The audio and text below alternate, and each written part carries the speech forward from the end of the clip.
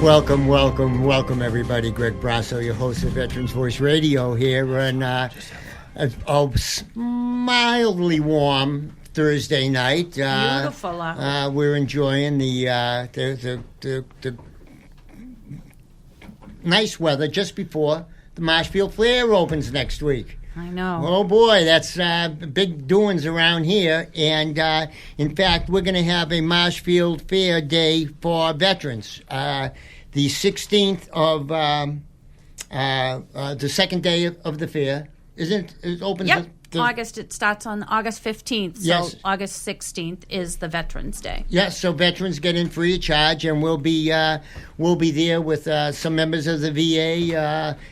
But there's going to be about, I think they have about 10 or 15 veterans groups that are going to be participating. So that's going to be a great event. And I'm there all week. And you're all week. All 11 days. Okay, but you won't be there during the day, though, will you? I don't know yet. I'm hoping. Yeah? Yes, with the new job. Because you're usually there during the night. Right, but now that I work with Volunteers of America, they may want you there. Yeah. They may want you there. Very good. Very, very good. Exciting. And where are you going to be located for all of the listeners that want to come meet visit? me? They want an autograph. I'm the only nonprofit that is allowed to be in the barn with the trains. Uh-oh. And I have a whole new setup this year, too. So Oh. I've made my mark there. Oh. So very excited. But wherever the trains are, come see me. That's where I'm at. And it's quite a extensive train setup the guy has. Yep. It's right next to the 4-H, the 4-H barn. It's part of that. But, yeah, it takes him almost 10 hours, I should say 10 full days of hours to set that train set up. He takes it down every year. Wow. You should see this thing. It's like the size of the building, and it goes through tunnels and stuff. The guy is really amazing, really amazing. And Wolfie, you're here in good shape tonight. Yeah, I haven't gone to a fire for a few hours, so I've got a lot of rest. Oh, good. I said to my sister this weekend, we were doing some stuff. She says, "You look a little." I said, "I feel a little tired." She said, "You've been out for the last 3 nights at fires." I said, "Geez, I'm so used to it. I don't even remember I went to all the fires." Wolfie's But with the Red The Cross, the disaster aid team, and he gets phone calls in the middle of the night, the worst fires, and he goes out and terrorizes everybody, and it takes their mind off their problems. They don't feel as bad about the fire after they see me. Yeah. It's a strategy. They feel better about themselves. And boy, are we blessed tonight to have Dr. Cohen from the VA. Dr. Cohen is I guess is a sleep specialist, amongst other things, but I'll let Dr. Cohen introduce himself. Thank you for joining us, Doctor. Well, Greg, thank you so much for having me. It's really a pleasure to be here. I've worked at the VA. I've worked at the VA as a surgeon since I finished my training, which was now about 11 years ago. But I did, portions of my training there. So really, I've been working at the VA in some capacity or another since 2008 when I first started training there. And even as a student, I did a lot of rotations at the VA and worked with veterans there. And the whole time I was in my training, I kind of had in the back of my head that the VA is a place that I would love to end up working, taking care of the patients there, working with the other people there who are so passionate about taking care of the patients and taking care of our veterans. It's really a kind of a special place to work where everyone is kind of pulling in the same direction for that key mission. That's what we found over the years, that, you can go maybe make some more money going to work for whoever, pick a company, but the people that are there because they want to be there. And that's the impression I'm getting anyways. And we've been on the air for 12 years, and we haven't gotten many complaints from people, and they would complain. But we really don't have any problems per se with the VA. We're blessed here to have 4 hospitals within the general area. Yeah, no, and it's funny. I mean, something I hear from our veterans all the time is how lucky they feel, and that they really feel like the care, especially they get at the VA here, is really second to none. And obviously, being in a place like Boston where you have so many world-renowned hospitals, patients do have a choice, and it really means a lot to us that they continue to come to the VA. And really, some of them say that they love the care they get there. They feel appreciated as veterans to get their care there, and it's really a special place for everyone, I think. I don't find many people work at the VA just to have a job. No, I think that's true. They've got a spouse that's been a veteran, or somebody in their family background has been a veteran, and they're just looking to carry it on. So thank you for choosing the path you have. You're making a difference in a lot of veterans' lives. Thank you. It means a lot to me. Obviously, both of my grandparents served and got care at the VA, as they got older, and they're not with us anymore. But I do like to think that they would know that I'm still working there, and it would mean something to them too. They are. They're still there, and if you think they are, they are.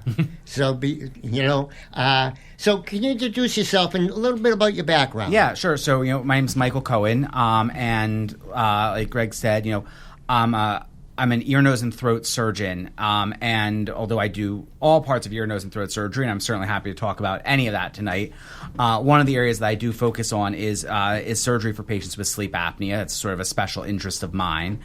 I'm originally from Philadelphia, so not from Boston, but we'll grant you. We'll let that slide. Yeah, for now. Well, we can all agree. We can talk about the Yankees, and we can all agree. But I moved up to Boston 16 years ago to do my surgical training. I did my surgical training at Boston Medical Center and Boston University in ear, nose, and throat surgery. And like I mentioned earlier, I finished my training in 2014. And after finishing my training, I took a job at the VA. Nice. And I've been working there ever since. Thanks. And I thank you for. I'm saying thank you for all of your patients that might not feel the need to say thank you. One of the blessings of working at the VA, it's funny, our patients come in and we always say, thank you for your service. I'm sure something you've heard many times over the years. The number of patients who will turn it right back to me and say, thank you for your service is something that's always really touching. Well, it's your service is equally side by side with their service. So thank you very much. So how long have you been with the VA? So I've been there for 11 years.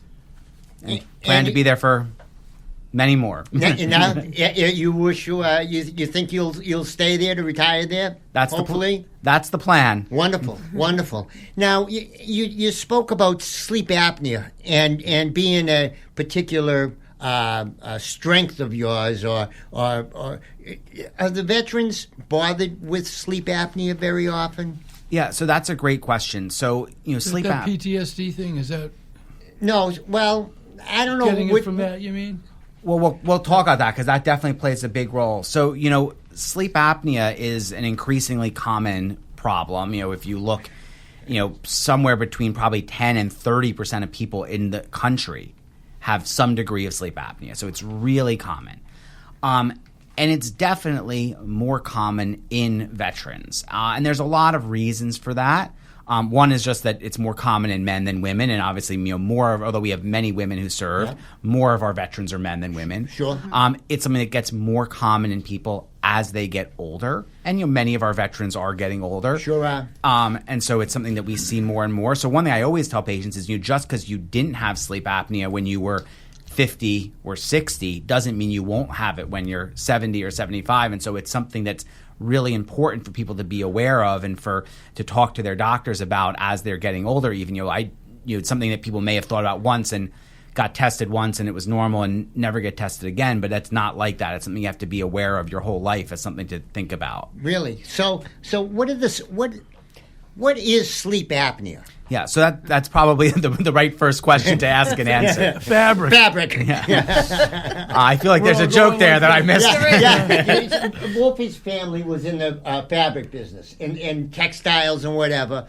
And Wolfie always talks about, in the advertising, you forget the fabric. The word fabric. We never put that in anything we do because we say it 800 times a day. So you say sleep apnea. And Greg and I and Jane are shaking our head like we know what it is. I have no idea what it is. Yeah. So, sleep apnea basically is when you are not breathing properly. when you're asleep.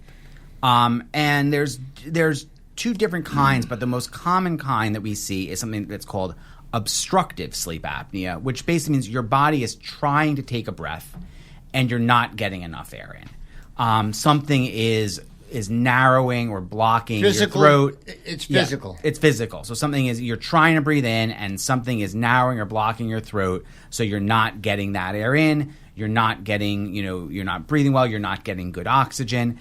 And that has a whole slew of consequences for your health and for your sleep. So, you were sort of saying what might make people worried or concerned that they have sleep apnea. The most common two things we see are, number one, snoring. So that snoring is a sign that the airflow as you're breathing at night isn't smooth. You're not getting a nice, smooth, easy breath, that air is not going in easily. So snoring is one thing, and being tired is the other. So these people say, it doesn't matter what time I go to bed, doesn't matter what time I wake up, I never feel like I get a good night's sleep. I'm waking up throughout the night. I'm tossing, I'm turning. I need to take a nap at the end of the day. Uh-oh. Yeah. Is that you? That's the story of my life. That was me. I wake up 2 or 3 times a night. Yeah, so those are all things that would should at least raise a red flag to your doctor that sleep apnea is something that they should consider for you. And one misconception I think a lot of people have about sleep apnea is that it's something that you only have to worry about if you're overweight. And that's simply not true. There's lots of people who are thin who have sleep apnea, who are underweight who can still have sleep apnea. So I think that's something I always tell patients is it's not something you just need to think about if you're heavy. It's something that anyone can have. Wow. And it might rear its ugly head later in life. I'm surprised at that. Yeah, so there's a lot of reasons for that. The simplest reason is probably that, unfortunately, one of the side effects of getting older is that your muscles aren't quite what they used to be, and so the muscles that keep your throat open at night get weaker, and so they can collapse down. And so when you're breathing in, your throat collapses down a little bit. It gets narrow, and you can't get that airflow in. There's other reasons too, but that's probably one of the more common things as people get older that contributes to this. Wow, very, very interesting. At this point, Larry, why don't we take our first break here?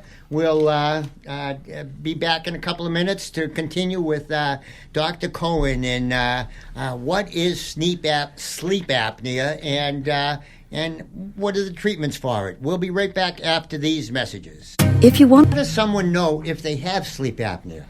That's a great question. So, like we were saying before the break, things that should make you concerned, snoring, tired during the day, not getting a good night's sleep, these are all kind of red flags. The way sleep apnea ultimately is diagnosed is something called a sleep study. And a sleep study is an overnight test, and you can do it either in the hospital or now more and more often people are able to do it at home where you're sent a little kit. And it's a very simple test. You sleep a normal night with some monitors on. They measure your breathing, your oxygen level, things like that. And it tells us, are you trying to breathe and is air not going in? Are your oxygen levels going down? It gives us all that information. And that's the definitive test that tells you, do you have sleep apnea or not?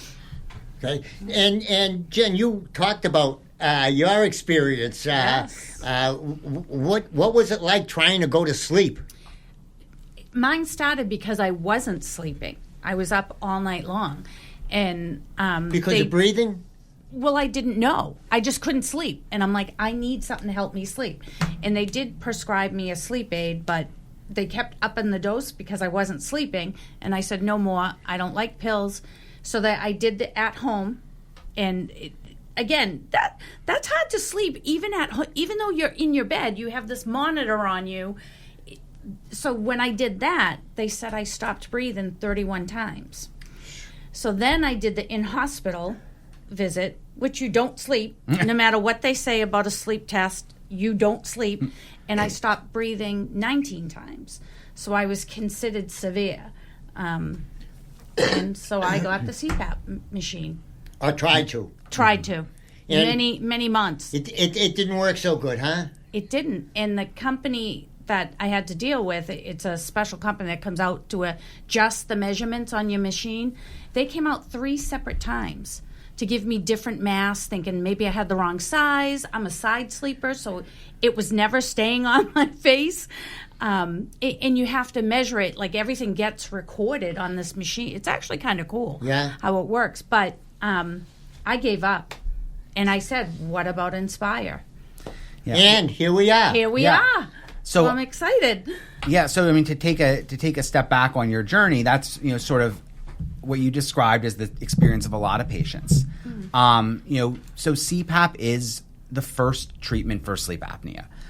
Most people have probably heard of CPAP or may know someone who has it, but if you don't, it's a mask that you wear at night that assists with your breathing. So what it does is when you're going to breathe, it pushes a little extra air in, and it helps overcome that obstruction in your throat. Is it oxygen? It does. No, it's not. It can have supplemental oxygen, but mostly it's not. Okay. It's just room air. Okay. But what it's doing is PAP, PAP actually stands for positive airway pressure. So it's giving some positive pressure into your airway. It's pushing that air in a little bit. And like Jenny's experience, actually, I'd say is, although she didn't like it, is a good one in that she had they did the right things for her. They came out, they tried different masks because there are masks that cover your mouth and your nose. There are masks that cover just your nose. There's straps that go over your head, behind your head, under your chin. So there's lots of things. There's lots of things to try. And there's lots of things that they can try to hopefully get CPAP to work, because the number one thing to understand is that CPAP is, for most all patients with sleep apnea, not 100%, but for most of them, the most effective treatment we have for sleep apnea. It works better. No surgery is better than CPAP. At best, the surgeries are as good as CPAP. So CPAP is definitely our preferred first treatment for everyone to try. And I'm going to come back to that, trying it a little bit too later in the talk, I think. Okay. But Jen's experience is also pretty normal in that only about 50 to 60% of patients are able to tolerate CPAP long term. So I get a lot of veterans who come in saying, I tried it and it just didn't work for me. And I tell them, you're not alone. 40 to 50% of people are going to try it, and they're going to try 3 different masks. They're going to go back and forth for years, and they're going to say, I just couldn't do it. You're not alone. It's not some failure that you have. It's not that you didn't try hard enough. It just, unfortunately, it just doesn't work for everyone. Sure. And that's where surgery comes in. Sure. Now, and what is the experience like? What if someone decides, or you decide someone is right for the Inspire device? What's the procedure? What happens? Yeah. Well, so first of all, I would say, so someone comes to see me and they tried CPAP and it just wasn't for them. How should they? One thing before we get going into this. Does someone need a referral to get this type of diagnosis? Yeah, so any veteran who's been diagnosed with sleep apnea can absolutely ask their doctor for a referral to go see the surgeon. They say, I got diagnosed with sleep apnea. I tried that mask. It didn't work for me. I want to talk to this doctor about surgery. Ask your doctor for a referral. Any veteran who's listening to this who's worried, based on the things we said, that they might have sleep apnea, should say to your doctor, I'm worried I might have sleep apnea. And your doctor, your primary care doctor or nurse practitioner that you see, could order the sleep test for you. So that's the first step. And a lot of, Wolfie and I have talked about the veterans who are a little bit thick-headed. As Grandpa Chess would say, that we're all a little bullheaded. Should a wife of a veteran? Yeah, there you go. Should she the turn that veteran in and say, "Hey, he's not sleeping correctly, and now I'm not sleeping. So help us, will you?" Yeah, that is probably one of the more common stories I hear. Is he says, or she, but usually he says, "I sleep fine," and his wife turns and says, "He does not." We do not imagine. Yeah, that was the right question to ask. Actually, the next level that make me think about it, if you can't sleep, you get a little grouchier, And that puts you in the, so Greg and I are getting the phone call that somebody's having a really tough time, and at no point are we thinking he's not sleeping well. He's already struggling, he or she, they're already slugging, so that really adds to the whole situation that's not going well, doesn't it? Absolutely. Sure, it all builds up, and it builds up, and it causes mental anguish. Yeah, that's what I was trying to say. After a while, and does it? Well, I can't imagine not being able to sleep at night. I'm fortunate for this 75 years, but we'll see what the next 75 years brings us. But There you go. You were saying, Doctor, that just because you had Jenny had not the right experience, but the pressure, the levels of this will work. Would it work with nearly everybody? With CPAP? Your device. Oh, okay. So when patients try CPAP and it doesn't work or they don't like it, then they come to us and they talk about surgery. And there are a number of different surgeries that we can try, but one of our newest and more exciting treatments is this new device that's called Inspire. And this is, for most patients, I would say, the most successful surgical option for them. It's not the only one, but there's reasons some patients don't like it, and we'll probably talk about some of those, but it's probably, of all the surgeries that we can offer for you, it's probably the one that has the most success. And it is successful in treating sleep apnea in about 85% of patients. Wow. Yeah, so wow. I think that's pretty good. Yeah. Yes, that's. 85%. It would be way better than that mask. Yeah. Yes, I can imagine that the feeling of the mask around me and trying to relax and just, the sleep test. I never go to sleep. I'd be awake all night. But like he said, there's all different masks. Like mine started with one that went under my nose. It went over, I think it was part of my head and then under my nose. So my mouth wasn't covered. Okay. But it just didn't work. It'll scare the dogs, Greg. Yeah.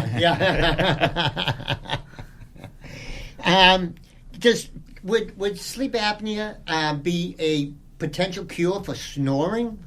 Yeah, so sleep apnea and snoring often go together. And so for a lot of patients, treating their sleep apnea also treats their snoring.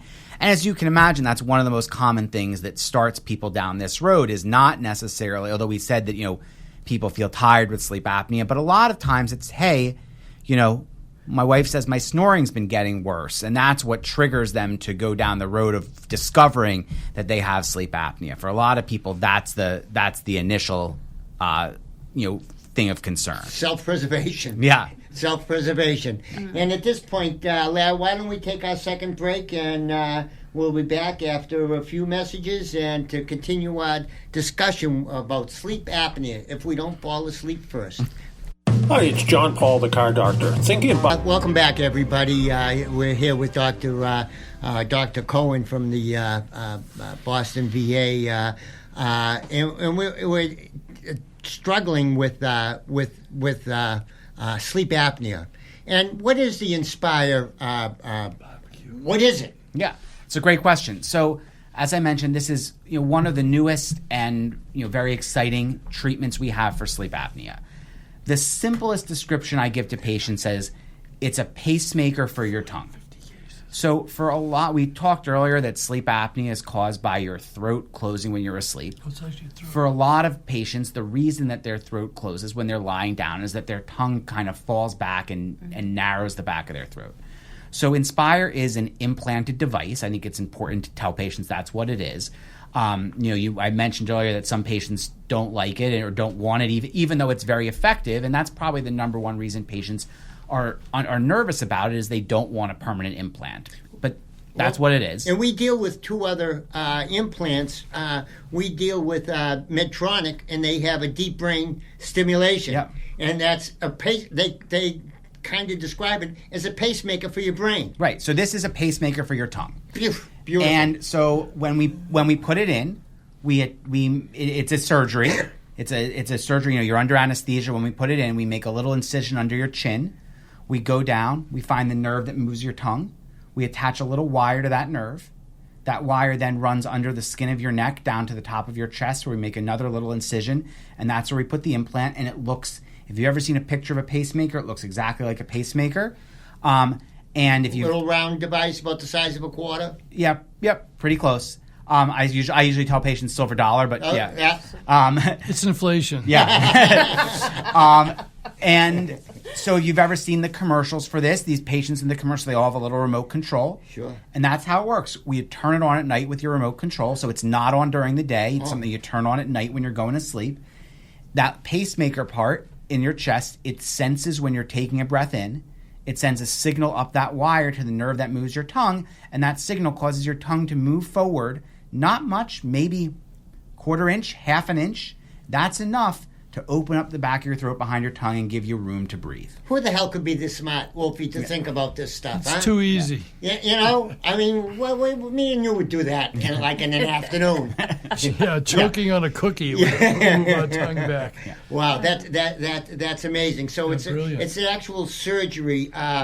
Does the surgery last a long time? No, the surgery takes, I tell patients, it takes somewhere between an hour and a half and 2 hours, from going to sleep, doing the surgery, waking you up.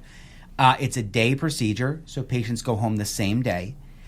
It's not a particularly painful procedure. Most patients tell me the recovery was easier than they thought it was going to be.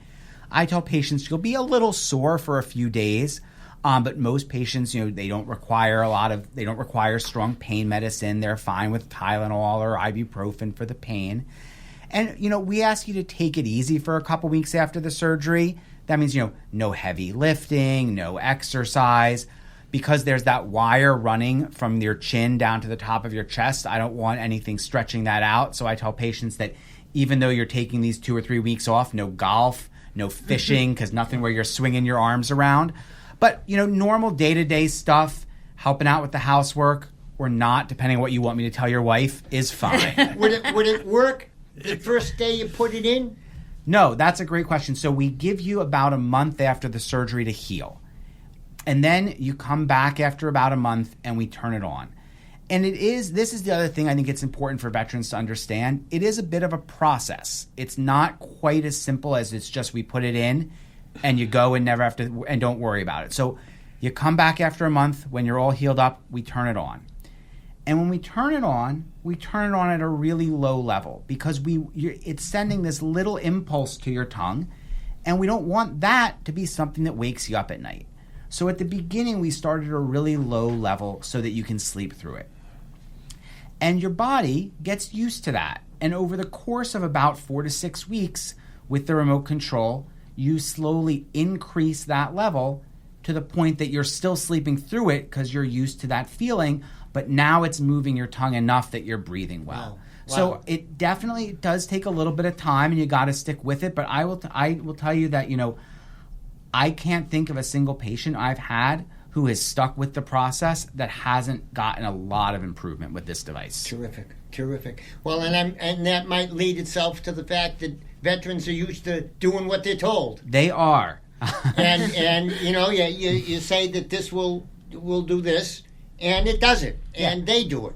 Right, and the nice thing is it's a pretty clear process of what to do. It's not it's not complicated. I tell patients the design is really nice. It's simple but elegant. The device or the remote control has 4 buttons: on, off, up, down. That's good. it. Yeah. So you turn it on. It caters to our skill set. Yeah. Every week or so, you turn it up. If it got a little too strong, you turn it down. When you wake up in the morning, you turn it off. Turn it off. You don't have to worry about anything beyond that. Wow. That is, Brilliant. boy. We've That's had some quite inventions with the Medtronic people, with the deep brain stimulation. Now with these Inspire people. Holy cow! I can't imagine what it was like for the first person to try it, or to think of it. How did somebody imagine this? Yeah, that's a great question. I wish I knew. Now that it's there, it seems so obvious and that it would work. It's something that has, a lot of patients ask me, how long has this been around? It's been around for about a dozen years. It was being studied prior to that, so it's been around in some capacity actually for probably about 20 years, but Sure. It was approved by the FDA in 2014, and since then there have been, well over 100,000 of these done. We've done about 50 at the VA here in Boston, so we've been doing them in Boston since about 2021.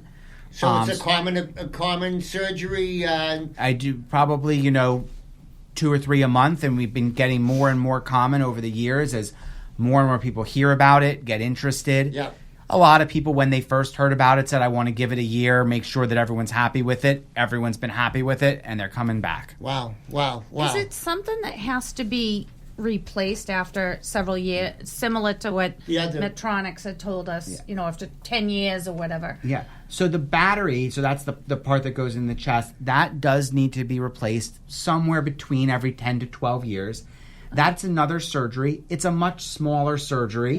Yeah. We're able to just go into the chest, take out the battery, disconnect the wires, take a new battery, reconnect the wires, pop it back in. So that's a surgery that should take about 20 or 30 minutes and is an easy recovery. And that one you can start using it pretty much right away afterwards. You don't need to wait for any process or anything like that. Because you're already used to it. Exactly. You just panicked the hell out of everyone saying you open up the chest. You didn't open up the chest. No, just make a little cut on the skin. Yeah. Thank you very much. I just grabbed my chest when he said no, that. That's a great point. It's put he's in not like doing open that. heart surgery. It is not at all. It's put in below the skin in your chest, and kind of just deep to the skin and the fat. So the nice thing is, unless you're really skinny, like Greg here, you wouldn't be able to feel it.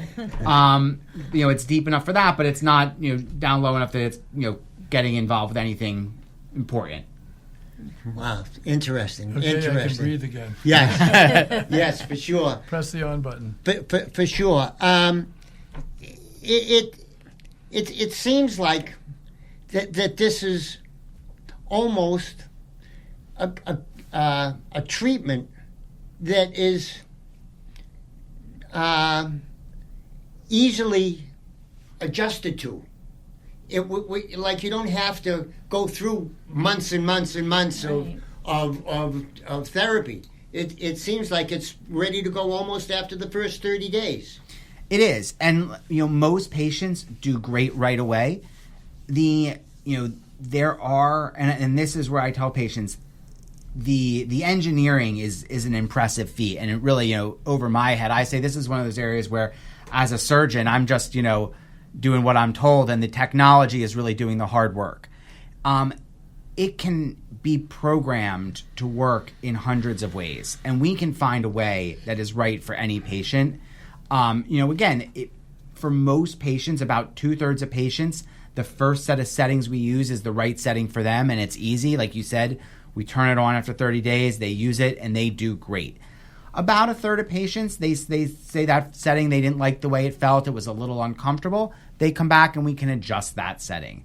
And like I said earlier, I don't think I've had a patient who worked with us that we couldn't find a setting that worked for them and they felt like they were sleeping much, much better afterwards. And I've had dozens of patients tell me that this was really a life-altering treatment for them, that they had energy again. That's exactly what I was just going to say. That has to cure such a raft of problems because you're not sleeping. It just aggravates everything else.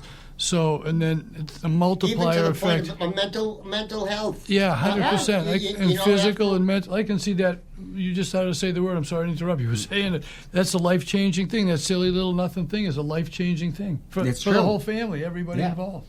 And that's what you said about the mental health stuff. That's really serious. The less serious thing is I often have patients say, I'm sleeping in the same room as my wife again, which is serious in a different way. That they're sleeping and their wife isn't waking up because they're hearing them choking and gasping and snoring, and that's big for people too. Yeah, that's frightening. It's actually frightening to hear that.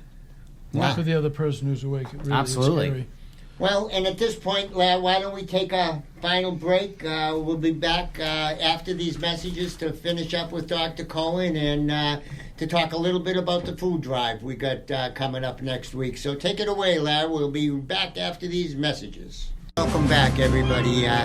Greg Brasso, your host of Veterans Voice Radio here, and the final chapter of a show that I think that'll impact many lives. It's going to change a lot of lives. I think it will. I hope we've displayed any fears or trepidations about the Inspire. We hope that it's inspired you to take that first step. And I know you veterans don't like to say that you don't feel good or you don't want to bother with anybody, but seriously, this is life changing, and for the whole family. And I just think that this is an unbelievable project. Thank you, Dr. Cohen, for coming on and explaining us and maybe lessening some of the fears of surgery itself. Well, it's really my pleasure. Like I said, sleep apnea is a condition that affects, like I said at the beginning, a lot of people. It affects a lot of our veterans, and people feel like, oh, it's just sleep. I can get by without much sleep. I don't need a lot of sleep, but these veterans who've been treated, they tell us that it's really life-changing for them. They feel like they have more energy. They're in a better mood. They're able to kind of go back to, pick up hobbies that they gave up because they were just tired all the time. So again, if you're out there and you feel like you're not sleeping well, I definitely would encourage you to talk to your doctor. So the procedure is go to your primary doctor first. Yeah. So here's what I would say. I'm going to kind of, there's two groups of patients that I want to sort of talk to out there. So the first is just anyone out there who is worried they might have sleep apnea. They feel like they're not sleeping well. Maybe, your wife or your child says you're snoring more, or it sounds like you're not sleeping well. Talk to your doctor, ask them about sleep apnea, get a sleep study. That's the first thing to do. And the dogs can complain also. Yeah. And then, try CPAP. There's CPAP, like I said, it's the most effective treatment, and it works for 50 to 60% of people, and it's not surgery. And I have had plenty of patients who told me that they did not think they would be able to wear CPAP, and it wasn't as bad as they thought. So I wouldn't get discouraged or don't think it can't work for you. Give it a shot. Everyone's got a little different tolerance level. Everyone has a different tolerance level. But then if it doesn't work for you, there are other options. And that's the other big thing to say is there's so many people out there who got diagnosed with sleep apnea 10, 15 years ago, tried CPAP, it didn't work for them. And the surgeries we had back then weren't as effective, and so they just sort of said, this is something I'm going to have to live with. And now I want those people to know that there's newer options out there for them, and that they should be thinking about and coming back in and seeing, hey, is this something that would work for me? So, and if somebody has has the mask type on, and they're getting tired of it, should they reach out to you to see if your solution will work for them? I'm happy to talk to them. I would say this, again, this is a surgery, and it's a permanent implant in your body. And so if you think the mask is working well for you, I would generally say, it's probably better to stick with it. But there's working and there's working. I have patients who say, well, the mask worked for me, except, I retired last year, and what I really want to do is, go on these long canoe trips or be camping a lot. And I can't bring my CPAP with me into the woods. So what's the next step after their doctor, the CPAP doesn't work? What's round 1, 2? Round 2 is come see me. How do they do that? Yep. So ask your doctor for a referral to the ear, nose, and throat doctors in Boston, and we're happy to see you and talk about this and talk about the next steps. Boy, that's too easy. It's too easy. It's tremendous, Doctor. And what should we do? Just call the VA? How would they actually get in touch with you? Yeah, so I think you just call your primary care doctor at the VA. Yeah. If you do have to have a doctor at the VA. Okay. All right. All right. So if you don't have a doctor at the VA, the first step is get a doctor at the VA, and I would encourage everyone to do that because the VA healthcare is really second to none, and I think it's a wonderful place for all of our patients. But you talk to your doctor at the VA and say, hey, I have sleep apnea. I want to talk to the doctors about surgery, and they'll get you over to see us. Wow. So we got to start pitching everyone needs a VA doctor because a lot of the crew's primary is not a VA doctor. Yeah, a lot of them aren't. You just gave us a harder job. Yeah. First you make everything so easy. Now you make it hard on Greg and I and Jen. Thanks for coming. That's okay. We have a couple more shows in us left that we could certainly. That's good information, Greg. I know it. It's incredible. That's really good. It's incredible. We're going to start pitching that. Just every week. I know a lot of the crew does not have a VA doctor, is not their primary doctor. Because Greg and I fight with everyone all the Well, time. you guys say it all the time. You're like, Yeah. get registered. We're going to trick them to get registered. Once they're registered, then they get their VA doctor. So you are doing it. We just got to And I should say, you know, I gotta be more specific. obviously, Yes. you know, I'm happy to pitch the VA because I love working there. There are doctors in the community that are wonderful surgeons that put these in too. And if you have a primary care doctor not at the VA, they can probably find you, and you have you have insurance that you can get your care elsewhere. There are wonderful doctors outside the VA who put these in too. So I certainly wouldn't tell you have to come to the VA for it, but I will tell you that we have a great program at the VA. And I think we've been doing great work with this for a number of years now. Well, and the veterans will be a testimony to that by the things that they come back with us, and the great care that they get at the VA is just it's remarkable. That I wish that more veterans were able to take advantage of the Massachusetts benefits we have here. Yeah. Because there's some benefits, some veterans, I think, that, Oklahoma, Arkansas, how many, they don't have 4 hospitals in their area, and we have you. So, it's a tremendous advantage to us, and I can't thank you enough for doing what you're doing and changing so many lives. Well, it's really been great to be here. And like I said, I've been working at the VA, in one capacity or another for over 15 years, from being a student to a trainee to now being a doctor there. And it's really been a wonderful place to work and to lay down my roots as a professional. This is actually going to increase our readership. What do you call it? Listenership, because everyone won't be falling asleep while we're talking. Doc, thank you so much. Yeah, but Thank you so much. One of the things we talked about earlier is some things changed through the years that numbers got lowered. Like I was told I was not a candidate for Inspire because of my BMI, but now that's been hired or lowered.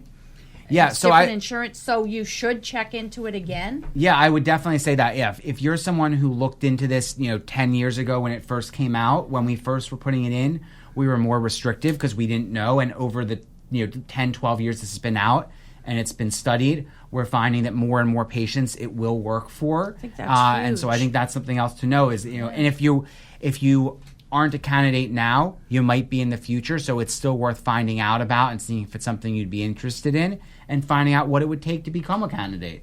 Well, just like the PACT Act, it is Yes. increased, the awareness of the toxins, and I think they've changed the treatments and lowered the treatment levels so that more people can access that surgery.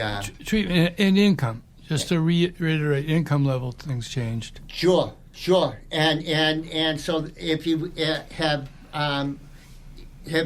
applied for the VA before and you got turned down, reapply. Ask. Go to your town hall. All you have to do is call your town hall. Every town hall has a VSO in it whose job it is to guide you through the changes and the new advantages that they have, and the VSOs are going constant training. Yeah. Because the new things, the new PACT Act, the low BMI, raising of the BMI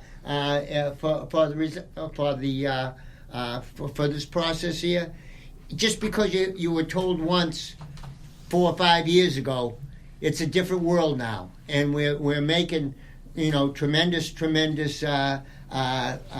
success. And you said that this surgery is an outpatient basis. That's right. Oh, Yeah. how good is that? It's pretty easy. I mean, something that in the recovery process is going home that night. Absolutely. Wow. I just am amazed that all this stuff is going on, and thankfully that they've changed some of the parameters to make it more accessible. So even though you were told once you were maybe not for you, maybe it is for you now. Maybe your situation has changed. Maybe technology has changed. Maybe. But it's worth a try, and you owe it to yourself and to your family.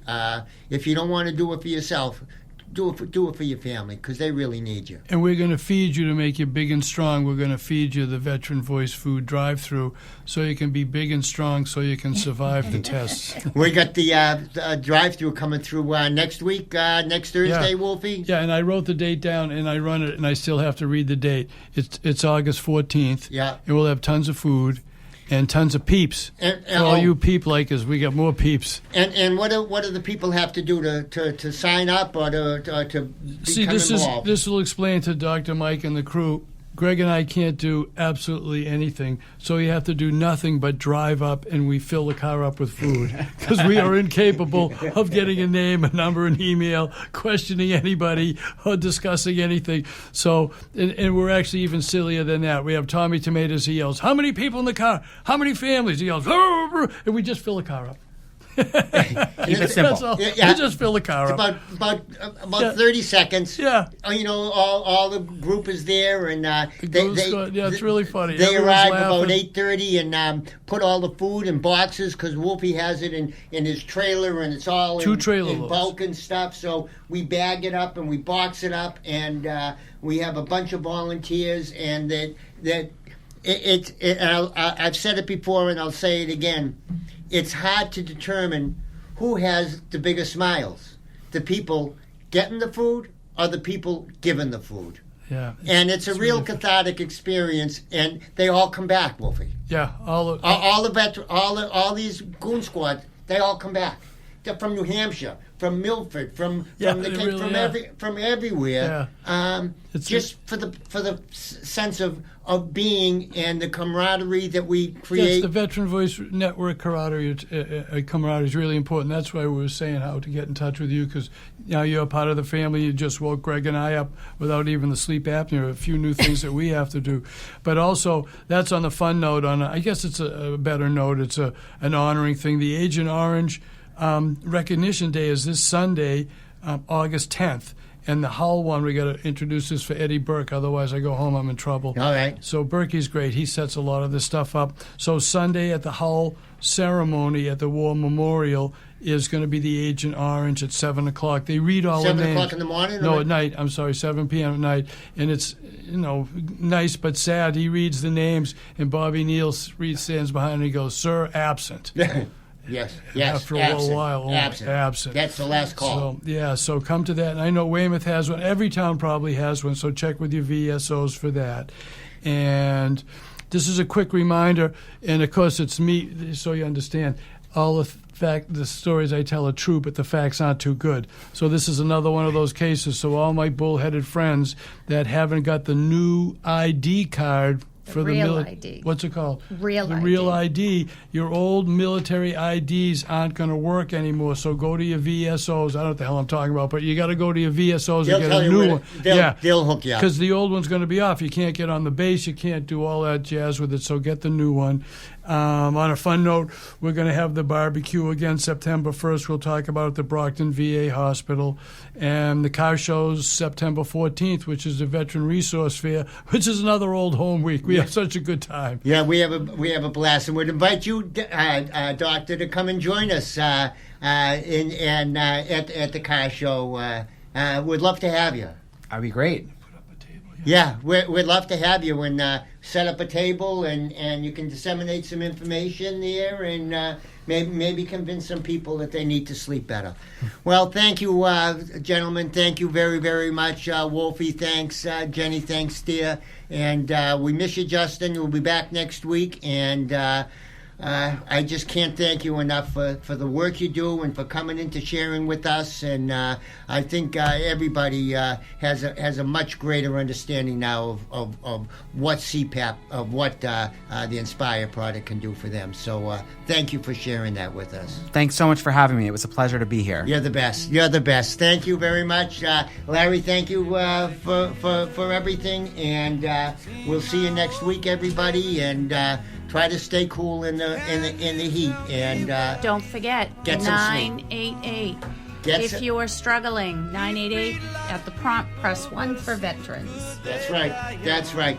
Okay, Larry. We are about to clear the track here for Dr. Joe. So.